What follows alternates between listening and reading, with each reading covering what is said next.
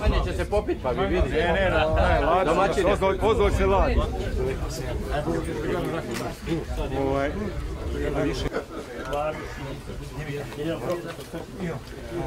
Šta?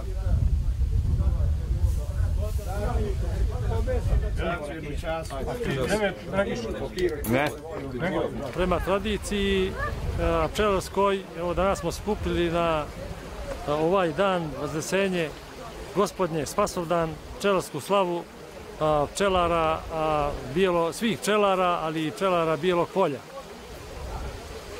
Danas proslavljamo i družimo se sa našim prijateljima, ne samo iz našeg udruženja, nego i iz drugih udruženja sa područja drugih opština i Crne Gore i sa našim drugarima iz